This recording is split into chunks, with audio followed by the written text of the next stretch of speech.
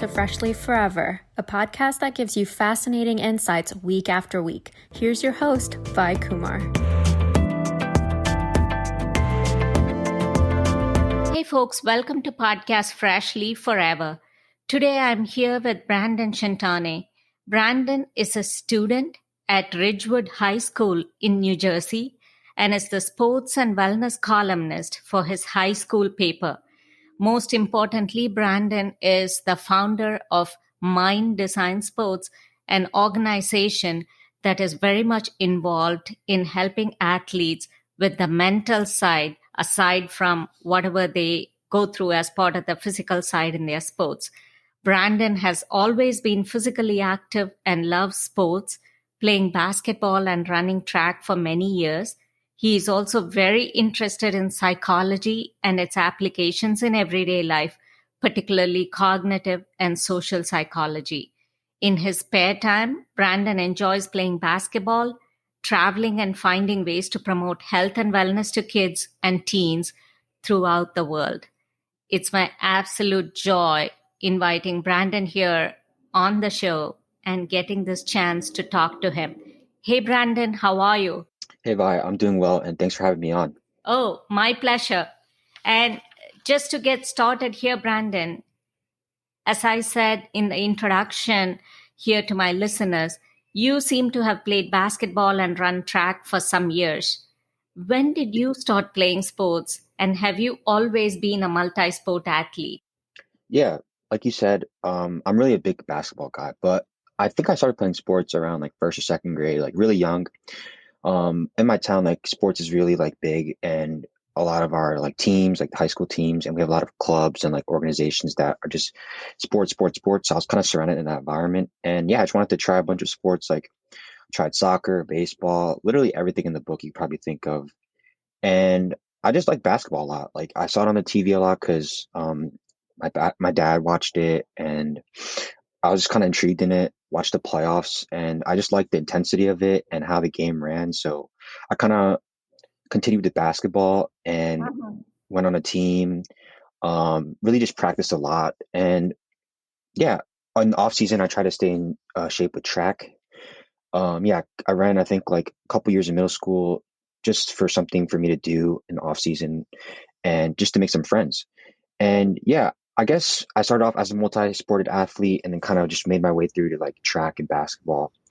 And yeah, I think that would be like kind of like a tip right there, like just kind of start off with a lot of sports, see which one's your favorite, then just narrow it down. Whatever ones you feel like you like the most, whatever the ones you like or kind of like you're the best at, you should focus on those, put in the most time and effort in there. And yeah, I think you'll have like a higher succeeding rate because when you're all over the place, it's kind of hard to like focus on one of them.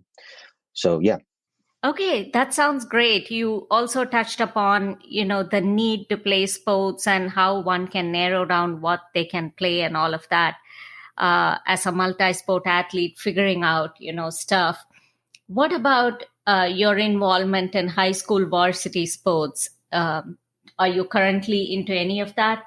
Last year as a freshman, so I'm a sophomore right now, and last year I got hurt. I got injured on my knee, and Oh, I'm sorry.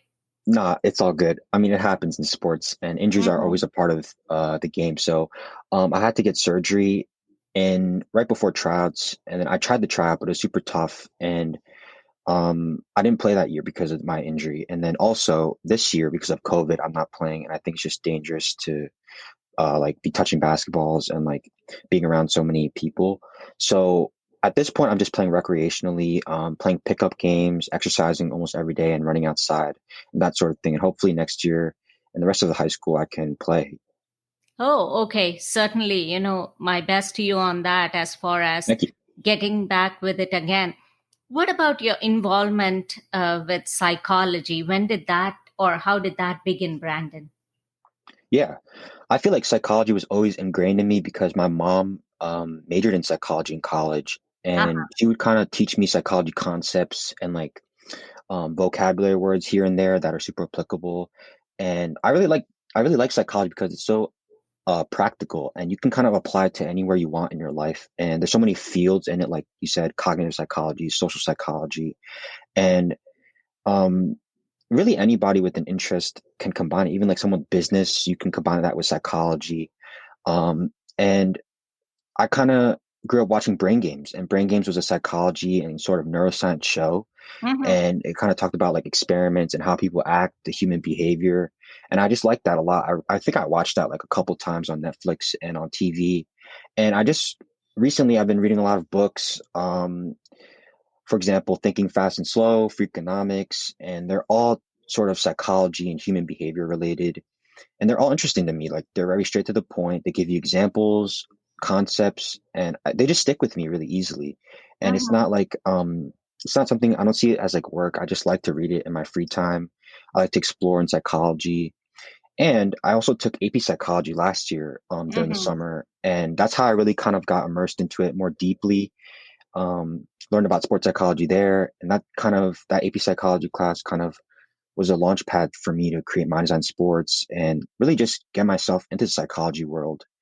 And yeah, I've been just expanding on it. I have a psychology club at school where we provide psychology knowledge to younger students that may not know about Mm-hmm. psychology with guest speakers. And I also work on a research lab at a local university about Oh, how nice. psychology. Yeah, so I'm just trying to I just like psychology a lot, and wherever I can get involved in it, I just find it useful and enjoyable. And that's just kind of how my psychology background is. Oh, okay, wonderful. Seems like you're super passionate about it. And the fact that the advanced placement psychology class last year for you in high school, that definitely seems to have laid the foundation for more and more of Exactly. all your interests to, just become more fruitful. And so, why mind design sports? What prompted you to create this organization? Yeah, like I said, I've been playing basketball ever since I was super young. And sometimes I'd get tough before a game. Maybe I'd feel like I'd lose confidence, or maybe I'd be really nervous, or even after a game, I just would be really down about myself and don't know how to bounce back. And I thought the solution was always to get in the gym and work harder. So I always did that. After school, practice for many hours Mm-hmm. with my dad, try to get my shooting form better. But sometimes that just wasn't the case. Like I knew I was better than some people, and I kept losing to them maybe in a 1v1. And I just was really frustrated. And there wasn't an efficient solution to like fix that. And I didn't know about that until like I knew the mental game. The mental game is so important. And I wish that I had that when I was a younger age. So that's why I created My Design Sports to provide sports psychology knowledge to younger athletes that were kind of in the same boat or are in the same boat as me, right? When I was younger, where they just don't know what's going on. They don't know how to fix their lack of confidence. Mm-hmm. So yeah, that was kind of like my inspiration behind it. And like I said, the AP psychology class helped me out. It just introduced me to sports psychology, and it's not a field that a lot of people know about. And that's Mm-hmm. why another reason why I wanted to just kind of create a team and resources about that. So yeah, My Design Sports provides blogs and podcasts and social media posts that all just encompass sports psychology techniques like breathing, visualization, all that good stuff that can help a younger athlete improve their performance and especially their mental game. Okay. So, how, according to you, is this mental side crucial for an athlete? And as an organization, based on whatever you have seen and experienced, do you think athletes realize the value of the mental side as it relates to their success? I think sports psychology it's really impactful in the sense that it doesn't want to only help you on the court, but it also helps you become a better person in general. Mm-hmm. For example, if you learn how to do breathing techniques, which is a sports psychology tactic, you don't have to only do that on the court. You can also do it before a big test when you're super anxious, maybe for a big history test tomorrow. Just do breathing. You're going to calm yourself down. You're going to be able to retain some more information and process it. You're going to be able to recall facts and dates that you need for the test. And yeah, there's a lot of techniques that kind of just relate to daily life. Um, Sports psychology teaches you also to be more consistent. So Mm-hmm. maybe that's on the court, consistently dropping 20 points, and that just becomes better for you. You know that when you go out there, you're going to drop that same amount, and you're not going to be like, oh, am I going to drop 0 points today or 40 points? Like, it's always going to be that consistent amount of gameplay. And a coach loves that. And I think that'll really work out for an athlete there. And Okay. you also just, it helps you enjoy and be happier. Like staying in the present is a tactic in sports psychology. And Oh, whatever you do absolutely. yeah, if in any part of your life, when you just enjoy it, the process, and you don't like think about outcomes or extrinsic motivation, you just do it because of the mere pleasure, you're going to do anything better. Like when you really like to do something, just for it, the outcome's going to be better and you're going to want to do it more because you enjoy it. So yeah, that's the mental side of things. And that's how you kind of frame yourself to think of things like in a positive light that's helpful for yourself. And that's, I think younger athletes are starting to know that a little bit better now. But hopefully with Mind Design Sports, almost all younger athletes start to realize the potential that sports psychology has into their lifestyle. Mm-hmm. I think you hit the nail right on, Brandon, when you said staying in the present. That almost, makes you amplify your performance, right? You just do not start to think, or your imagination does not start to run wild thinking about, oh, okay, am I already there? Am I winning this match? Or, like, am I just gaining those, whatever, 20 points or 40 Absolutely. points or dropping this many points, whatever that may be. Yeah, I think you definitely brought up a good point there. So, what would you say is kind of the support system you provide for athletes to achieve this optimal performance, say via your Mind Design Sports organization? Yeah. So like I said before, we provide blogs and podcasts. So Mhm. those are two contents that we provide. So the blogs will have athletes around the world that are in high school write about whatever topic they like. And for example, we write about boosting confidence and performance anxiety, all that good stuff. And with that high school perspective, we feel like we can relate to younger athletes more because they've already been through all the common problems that a younger athlete is probably going through at the moment. And they know Mhm. how to write to them and appeal to the audience easily. And it's more relatable for the reader to implement tips or just really absorb the information at the end of the day. And podcast is another way we provide content. You know this. Podcasts are super digestible. You just listen to them on the go in your car, Mhm. wherever you are, and it's just easy way to just retain information and just absorb them. When maybe when you're working out, even like just in the back when you're focusing, you just get to learn more information. And I think that's the best way to do it because I have guest speakers on and they're super knowledgeable in their field. So Mhm. I think that younger athletes listening to them and having this content would be great in the podcast listening form. So we kind of have it in both visual and auditory form. Oh, And then that's also, excellent. yeah, and also we are launching a mentorship program soon. And that basically is another support system because we're going to connect high school athletes with younger athletes and kind of Mhm. maybe younger athletes don't have that mentor or coach that they want. Maybe they don't know how to shoot better in basketball, and they want someone with experience to ask them like, oh, do I go like this or do I go like that way or left to the right? So we're gonna have connect them with like if a younger basketball athlete wants a coach, they'll kind of just be paired with a high school varsity basketball player, and then they'll kind Mhm. of be that mentor and guider for them. And I feel like that's really direct support for them. They kind of just can text them or Zoom with them or meet with them online about any questions they have. Maybe it's the mental side of things or how to even eat better. And it's just right there for them. And they're kind of that, it's kind of like that big brother, big sister type of thing.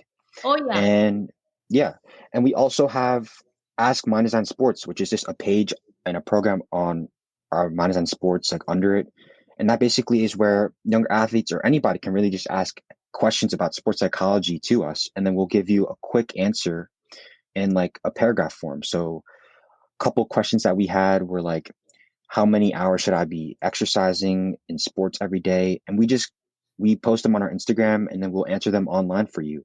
And whatever problems or questions that younger athletes want to be answered, it's going to be right there for them. So I think those four, the blogs, the podcast, the mentorship program, and that Ask MDS page are our best support systems under the whole Mind Design Sports initiative.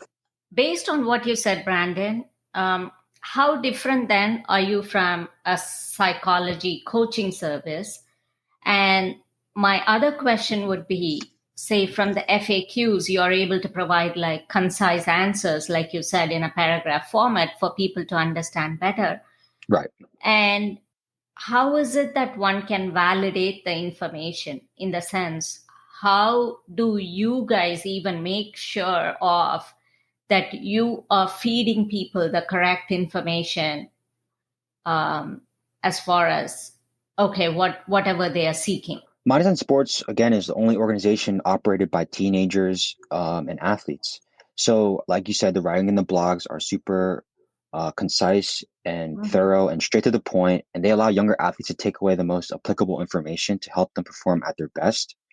And all our blog writers, they use manuscripts and they look up journal articles online for their support. So, for example, if they're going to cite an experiment on resilience and how younger athletes can bounce back from a loss, we're going to cite them and we're going to use credible resources that will provide that good support and evidence in their blogs.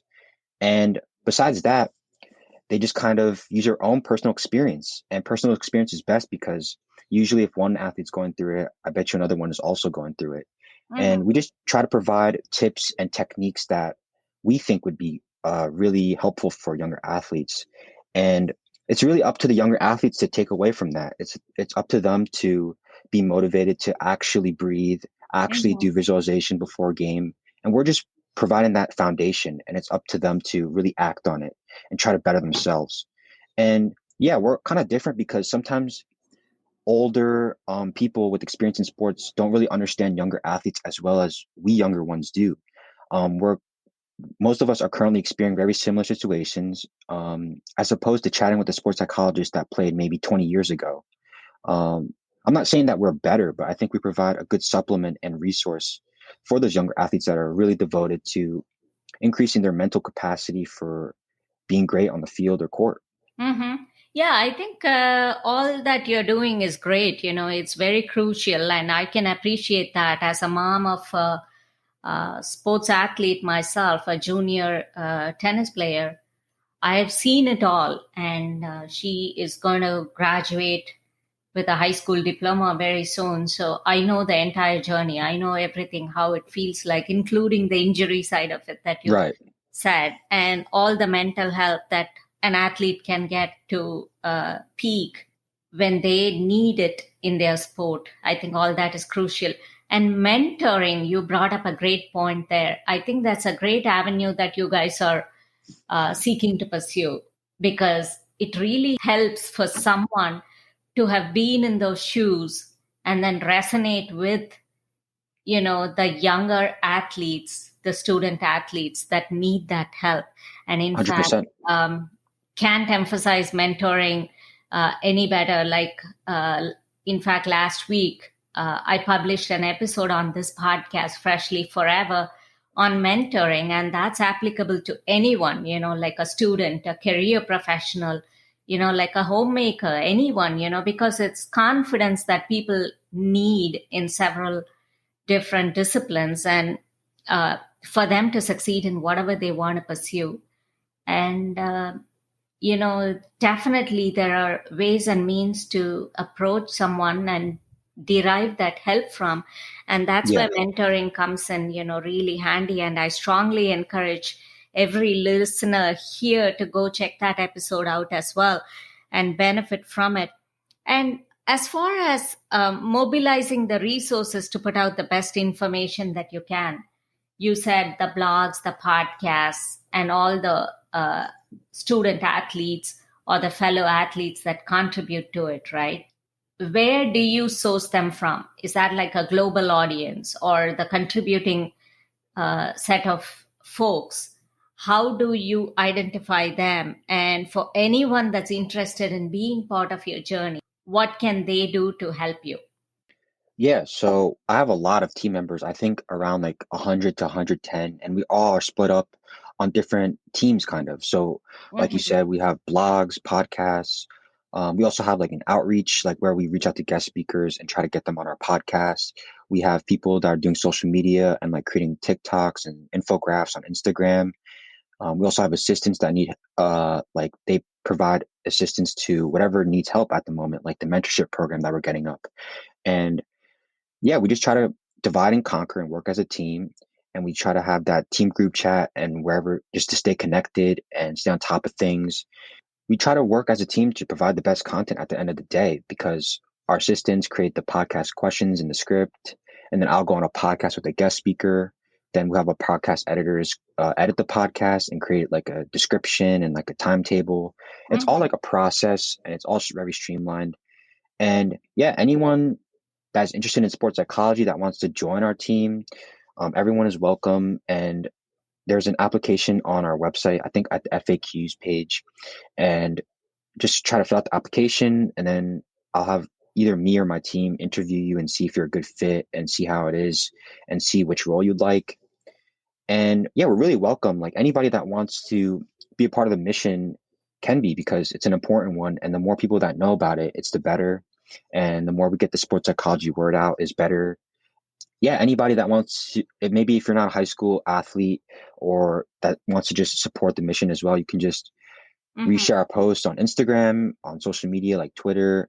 You can even write guest blog posts about sports psychology. I've had a lot of people write guest blog posts talking about their own experiences and how that affects their mentality.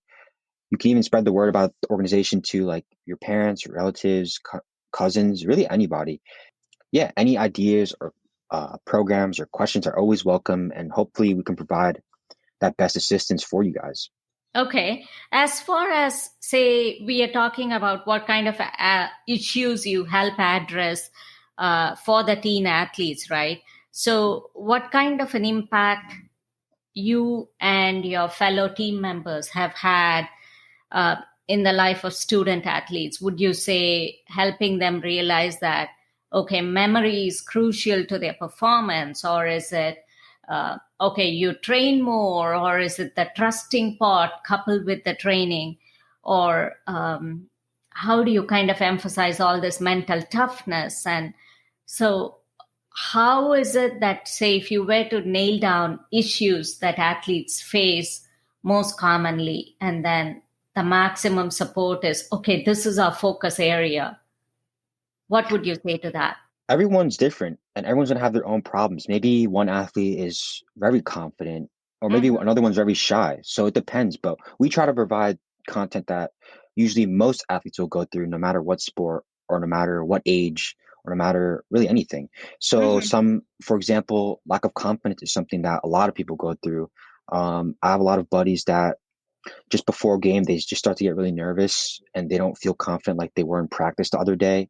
And I really experienced that as well. And it's really something that people should know about and how to like attack this problem just so that they can get over that slump. Maybe if they're um, losing confidence during a game, like they don't want to shoot their shot, a 3-pointer.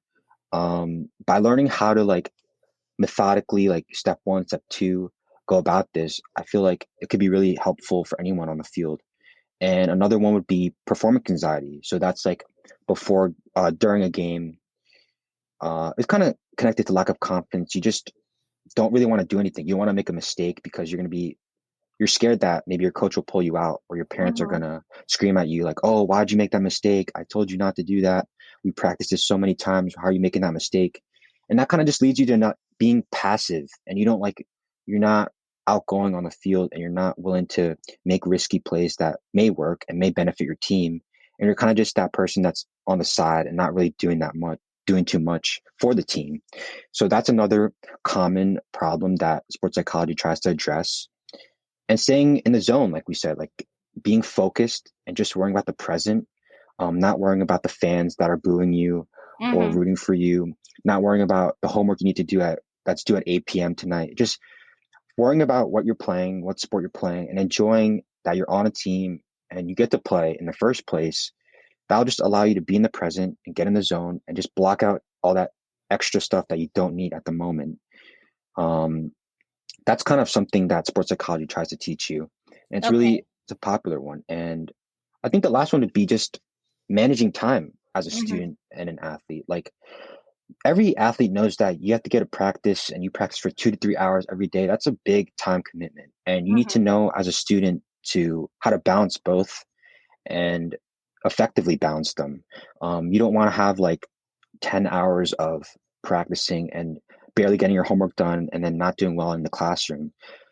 In the classroom, you really like learn a lot of tips and insights that will help you on the field. And by doing both really well, you can really better yourself in both ways. Okay. You talked about, say, someone worrying about what their coach would say and things like that, right?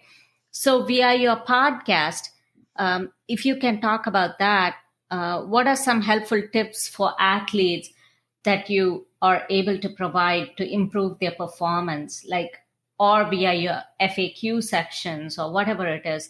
Can someone open up and share, okay, hey, this is what I'm experiencing, and how can you help me with that? Have you had instances of people even being that open and honest and taking help from you guys? Or do you think that's probably something that made you realize the need for this mentoring type of approach? So, are you asking me like, do you want me to give an example of like how to combat a certain problem? It could be anything, like, I guess I'm just trying to address a real life scenario where, has anyone, since you have been involved in providing support um, to athletes, has anyone approached you saying, hey, my coach tends to scream at me and that's why Oh, okay, it got it. makes me nervous, and like, I'm all good in practice, I'm just all confident when I walk in. I do my pre-game rituals or routines and stuff like that.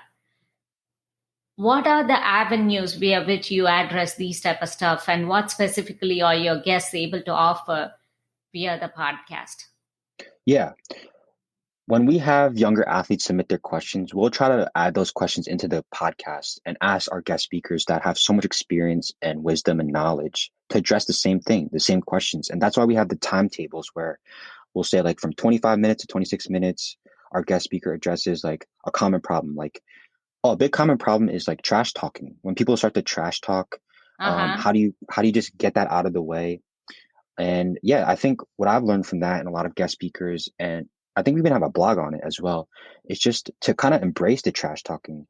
When you know that someone's trash talking you, you know that you're better because if they're trash talking you, they want to do that because they want to get into your head because maybe they're not good enough, skill wise. So even for me, like when someone trash talks, I just try to embrace it. And it's kind of funny to me that people have to trash talk to try to get an edge on you. And when you really understand that and you really believe that yourself, trash talking doesn't really get into your head anymore. It just kind of blocks out and you Mhm. focus and you're motivated to do better because you want to tell that person like, stop trash talking, I'm better than you. Just be quiet. And I think that's a big, like a lot of athletes probably went through that or go through that. Maybe they're having to even have a trash talking teammate. And the same principles apply, whether it's opponent or a teammate or a coach or a parent that tries to trash talk you. So that's well said, and that's a smart move too in terms of addressing it via the podcast, and making a list of all those questions to address with, like, eminent guest speakers. What about the aspect of, you also talked about balancing school and sports, and so right there, I think the importance of rest for a student athlete comes in, right? So Right. how do you think students can balance that, and how significant is that? That's one question. And as a follow up to whatever you said earlier in terms of all the trash talking and everything, so how confident can someone feel in terms of opening up to you guys? Would that be, again, like, would an email communication be better for them to feel confident that, hey, I just don't want to go and put it out in the open, but say on Instagram? But would you encourage them to still feel good about themselves and ask very honest questions via email, or what is the best mode for anyone to do that. Yeah. We don't force anybody to be like, oh, what is your name? And we also have a form on our website, the Ask MDS page, where we um, give those concise answers as an anonymous. Like, do you want your name to be published online? And Mm-hmm. yeah, when we understand that like being anonymous will lead to more athletes opening up and asking those questions that might be uncomfortable. Maybe they're uncomfortable asking like, oh, I'm feeling like super anxious before a game. But with that anonymous tag, yeah, we understand that a lot of people go through it, but maybe not have the courage to ask it. And we also have like a Q&A feature on our Instagram. And I think that also allows people to anonymously ask questions.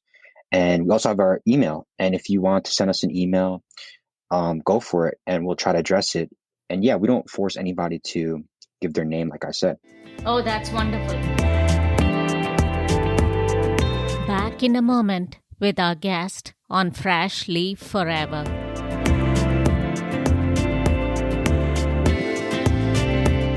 So, just to retrace a little bit, what about the role of rest in a student athlete's performance? Right. I think rest comes in forms of both physical and mental. Maybe after physically exercising, like getting in the weight room and lifting a lot, you want to rest by icing or heating or even doing yoga. Mm-hmm. And doing yoga, I think that's really good because you get to stretch and you get to even at the same time calm your mind and calm your body, calm your central nervous system, and you get to breathe and slowly breathe and concentrate on what is present in the moment, relaxing. And there's so many other ways of physically resting. Like I said, stretching, even sleeping, taking naps during the day, um, getting nutrition and like eating nuts or eating high protein meals that will regenerate your energy for the next practice or game. And then some other mental resting techniques would be journaling. Journaling is a good way to just process all the events you went through today and get them on paper and get them out of your head so that you're ready for the next day and you're going to be focused. And you don't want to have maybe a big stressful, maybe if you had a stressful event today, if you get it on paper, it's most likely going to be out of your head and you can focus the next day and just be ready. And you can even take a walk outside to just mentally de-stress. You can listen to music. That's a big favorite of mine. I love to listen to music and just sing along, and it kind of just naturally de-stresses for me. And I don't know, something therapeutic about it that can't really Mm-hmm. explain. So, And kind of, those are all the relaxation techniques, sort of, so that's where, you can, in fact, incorporate your rest via even doing all these things. And then that gives you more energy probably to do your schoolwork. And I think you pointed out, eating right. And it's not just the protein alone. I think, for an athlete to refuel, the carbohydrates are so important too. And I really, would encourage you to focus more on people who have sports nutrition background as well via your podcast, because I'm sure more and more athletes can benefit from that as well. Because some people, they just go, they want to play and have fun, but at the same time, they do not seem to realize how much nutrition and how they fuel yeah, themselves before and after, how that impacts their performance. And what about coping with failure and injury issues, and having gone through injury yourself? What is it that yeah. you would like to say to young athletes? I think everyone's going to go through failure and injuries. So just be ready for it. Don't be surprised when you get injured. You'll be like, oh, why is it me? Well, everyone's probably already went through it. So you're just next up online and you should be ready to you should have like a methodical steps on how to counter this and kind of speed up the healing process or bounce back from that failure. So, in other words, just know that failure is a step of the way, and you should be proud of failure because it gives you a chance to grow and to learn Mhm. from your mistakes and to build yourself into a better character. And we also have a blog about coping and injury, and I'll just kind of read some steps that I think would be helpful. The first step would be just reflecting and breathing. It's always okay to take some time to yourself and reflect on the setback through constructive criticism, then really just accepting this setback. Take some time to recognize your mistakes and understand that perfection should not be a reality. In some cases, striving for perfection can actually negatively affect your performance and put too much pressure on yourself. And you can let your feelings out as well. Talk to someone who you know will be supportive, a coach, a teammate, a parent. If you're uncomfortable with reaching out to someone, like I said, journal. The paper is almost just another person, and you can just let out all your thoughts honestly without having to fear like, oh, someone's going to read it, and just being compassionate of yourself and understanding that you're going to heal, you're going to bounce back. So just be patient. Um, while the physical elements of sports might seem important, the mental aspects are always be discussed and improved upon. Mm-hmm. And then with all these steps and just trusting the process, I think you should be good to go and you just move on. And while during this failure or injury, it might be super hard, just recognize that everyone bounces back eventually and you're going to become stronger on the other side. Mm-hmm.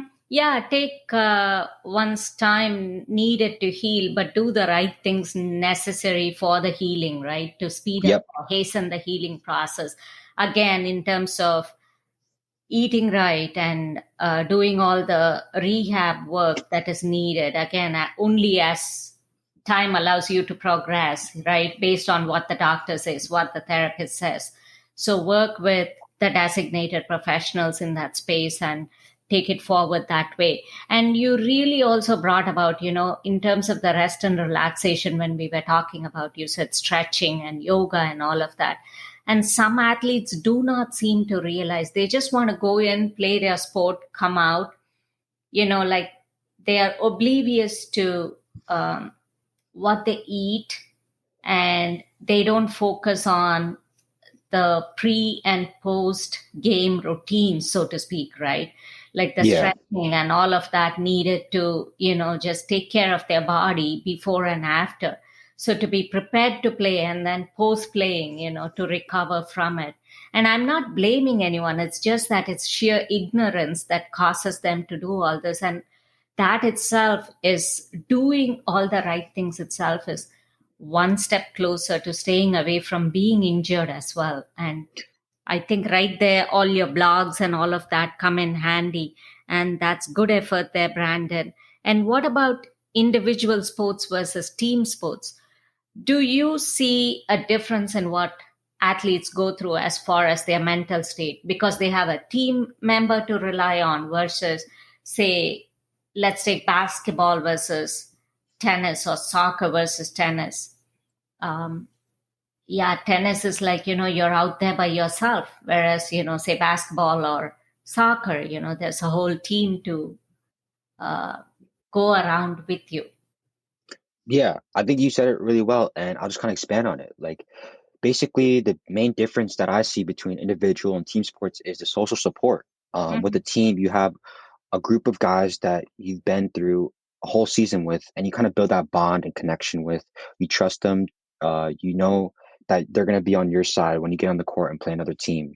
But when you're on the tennis field, you're just by yourself, and there's kind of more responsibility to play to your potential. And there's not someone that you can talk to or trust or pass the ball to. It's all on you. And I feel like with individual sports, you kind of build more leadership, um, just a little bit more than team sports because you're by yourself. You need to navigate your mentality and what's your next step instead of maybe a teammate. And yeah, with a team, I think it's still great because you learn how to communicate. Mm-hmm. Um, People around you push you, and you're judging compared to other people around you, which can add pressure and competitiveness. But if you're around like really competitive athletes that constantly push you, you're going to be better, and you're going to be um, always pushing yourself to be on that same level as your teammates are and the opponents around you. Uh-huh. And I do feel like individual sports are a bit less popular as well because basketball, baseball, football, and soccer are all team sports, and those are usually the big four sports that everyone talks about. But there are similarities, like I said, like um, both team sports and individual sports get through injuries, setbacks, confidence. All those concepts all play into both types of sports. And then, say memory exercises and then all this mental toughness aspects that we talked about, all those can come in handy in terms of either one, right? Like we talked about say you nicely pointed out, one can foster their leadership qualities because they kind of go through everything in an individual sport and learn to problem solve themselves. Whereas in a team, you kind of learn to coexist and do things together. So each one is unique in its own way and it teaches you, but there is like some overlaps too. And in terms of some of the issues they face, and say in a team sport, maybe there's more pressure from the coach. And I'm not saying every coach is like, there are some phenomenal coaches that have had, excellent success rate, and most coaches, that are good at it know to navigate or run their ship well. Right. But I think, the mental toughness side of it and all those aspects, like you said, really seem to uh, be impactful either way, right? In whichever form of sport one plays. And what about your support for mental health of athletes uh, via donations and things like that? I know you have some effort going on in your website. Why don't you Yeah. talk about that, Brandon? And how do you plan to take this effort forward? Cool.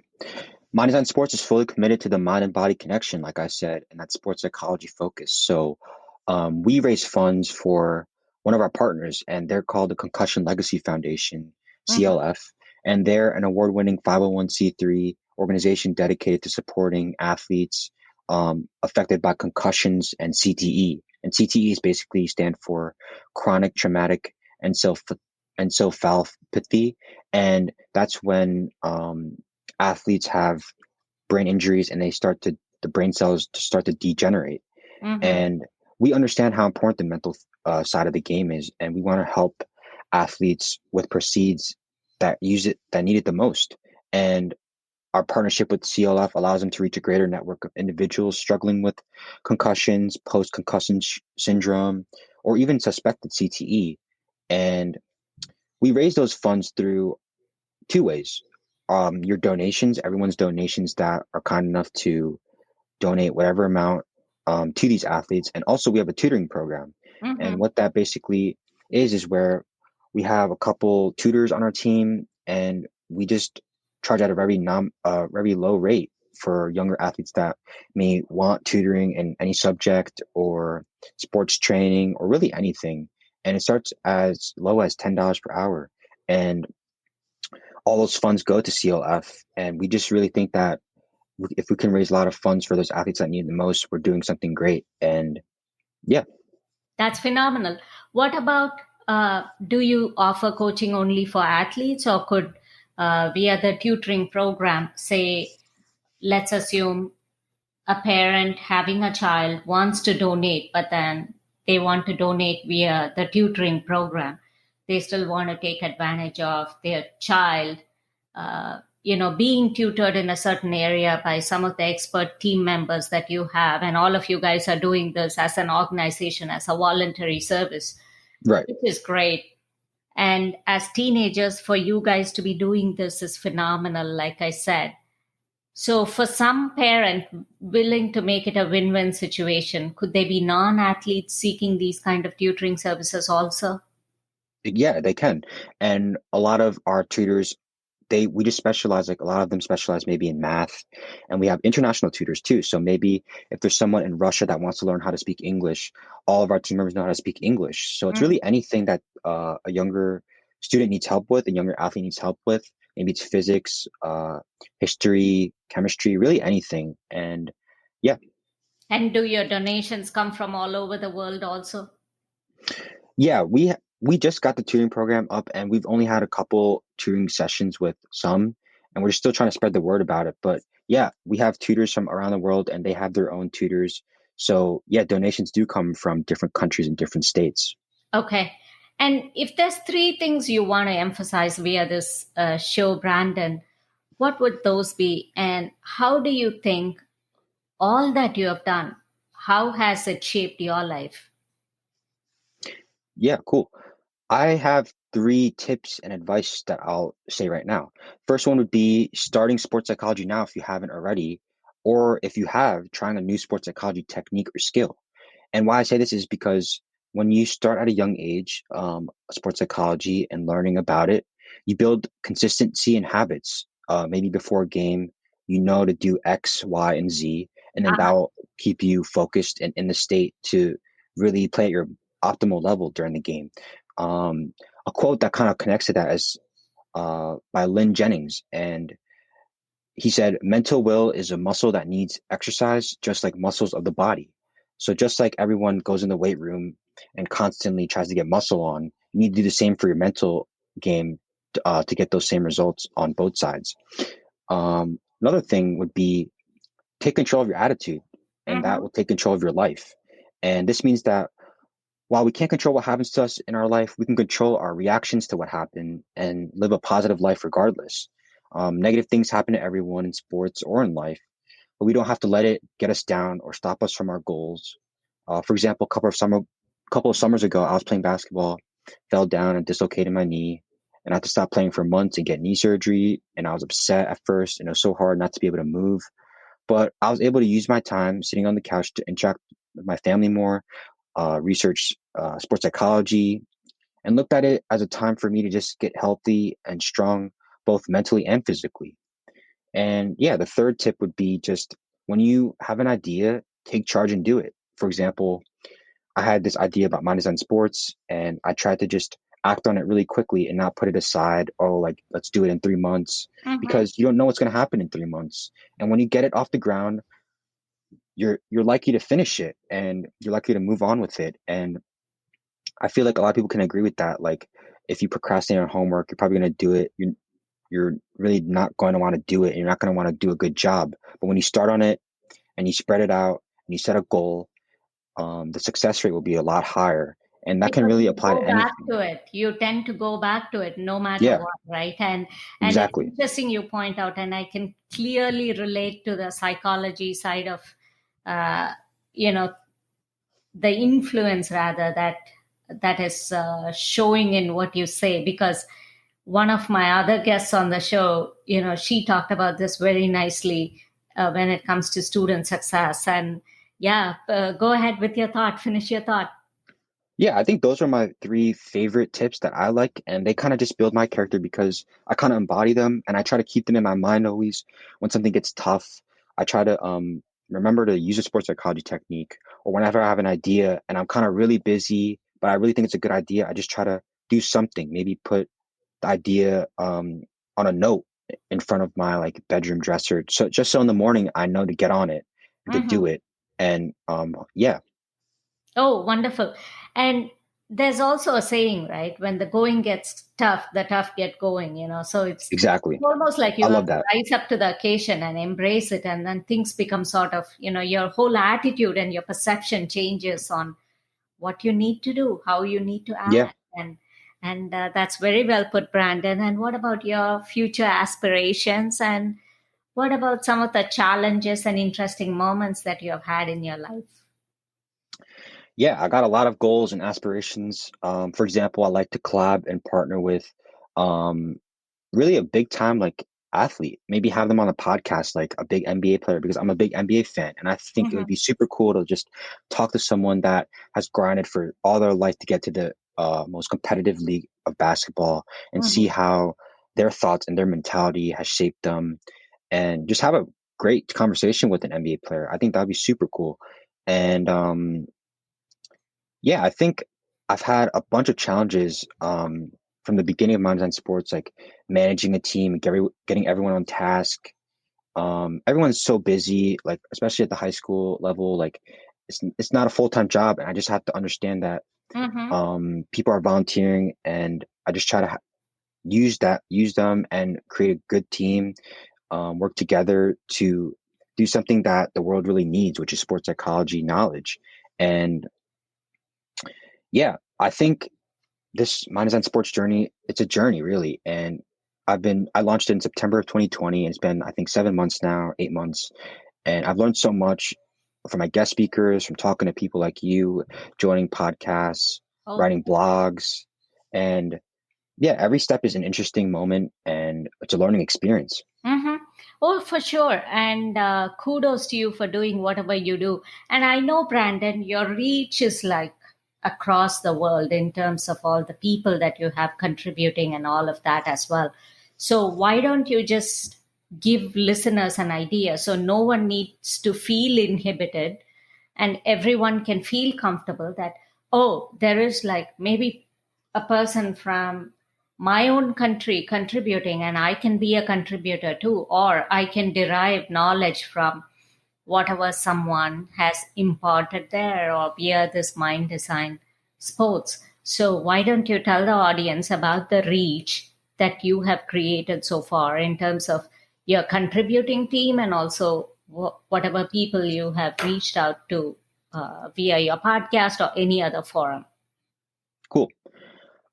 First of all, we have guest speakers from a lot of different countries. We've had a South African author in sports psychology. She was a chess player we just had recently on. We've had Excellent. A Kenyan basketball player. We've had people from all across the US and just a bunch of different other countries. And with guest speakers too, I think they provide a different perspective if they're from a different country and their environment is different and the people they Mm-hmm. surround themselves with are different. And the traffic we reach is really a lot. And I think we have like about 95 countries reached now in traffic.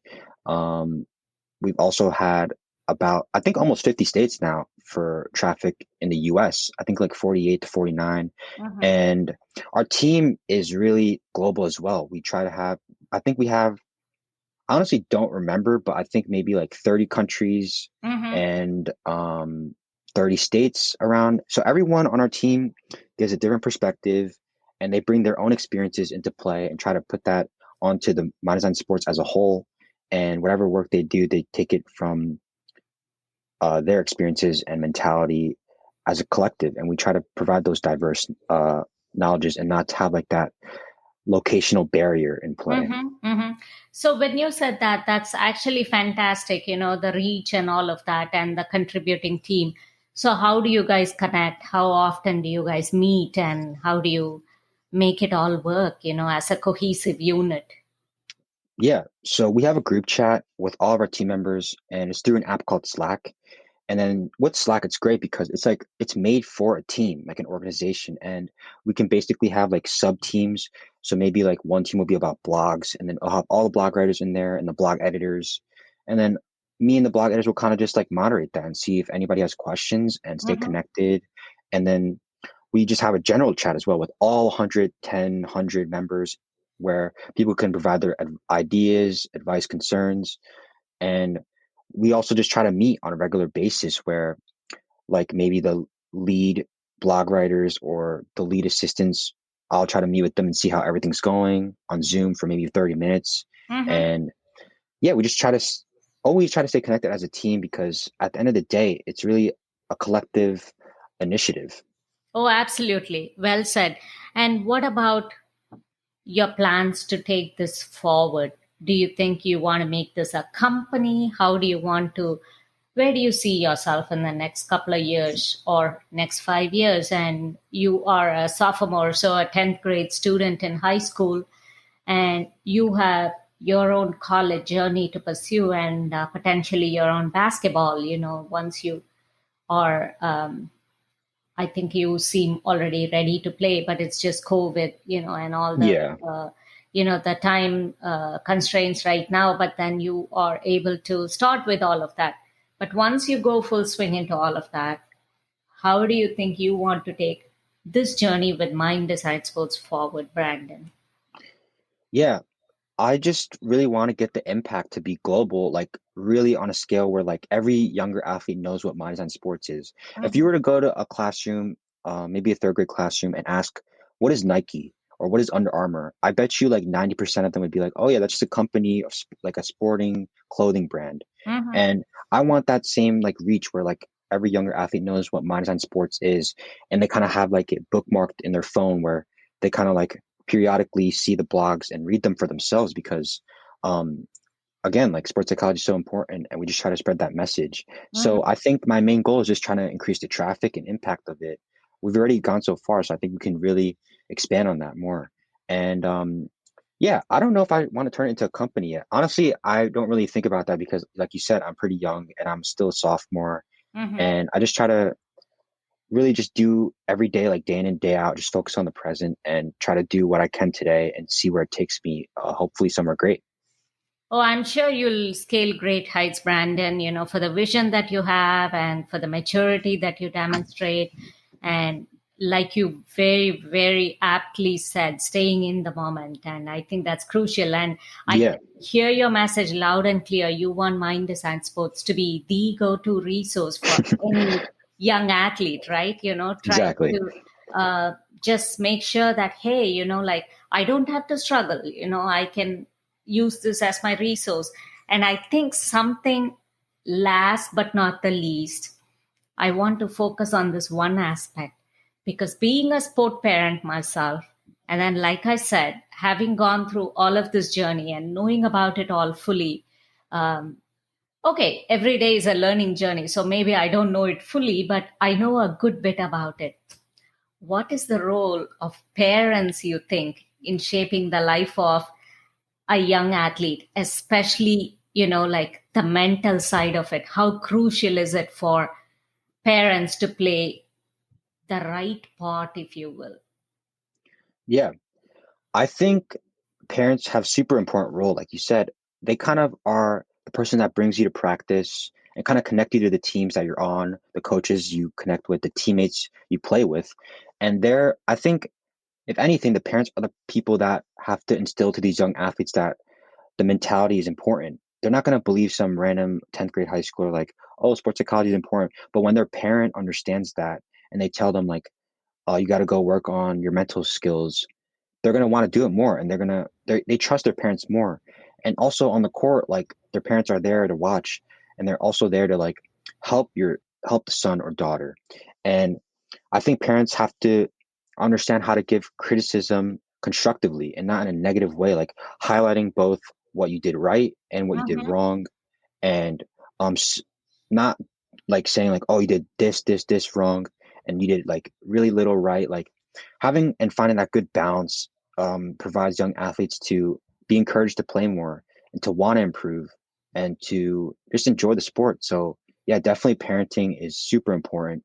And I don't think a lot of parents really know about, like, positively criticizing and trying to give their support to young athletes. They kind of expect the most and the best at such a young age, but that's kind of unrealistic. Mm-hmm.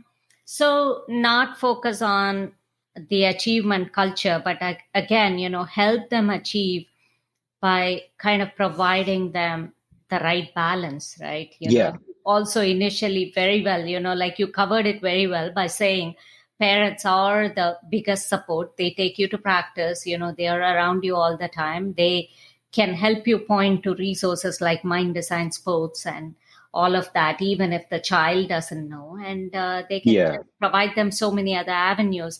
But like you said, it's also important to, kind of learn to constructively provide feedback and just to bring the best out of any young athlete. Such a fascinating conversation, Brandon, and I thank appreciate you. your time. And I'm just amazed at your poise and composure. And we wish you the very best on behalf of all the listening population of this podcast, which is thriving in so many different countries. This podcast is in at least 60 countries and in like over 800 cities worldwide. And I think on behalf of my listener community, I would definitely like to wish you the very best because you have embarked on a mission that is just super critical in the life of a young athlete. And I'm sure any athlete and parent or parents alike and coaches can appreciate whatever you're doing totally. Thank you so much for being on the show. Thank you so much. I thought this was a great conversation. It was super fun to talk, and I loved your questions and coming up with answers. I think it really made me think deeply about them, and hopefully the audience takes away something from this. Oh, I'm sure. I'm sure. I think, as a teenager, again, doing it impromptu in a podcast and you giving us so much insights. And I think that is much to be, there's so much to be appreciated there. And as always, I would like to thank my listeners for sending in the feedback, and please keep doing that and follow the podcast at Fresh Leaf Forever on Instagram, at Fresh Leaf Forever1 on Twitter, and subscribe to the podcast for free and keep enjoying it. I'll see you back again next week. And until then, it's Vi saying so long.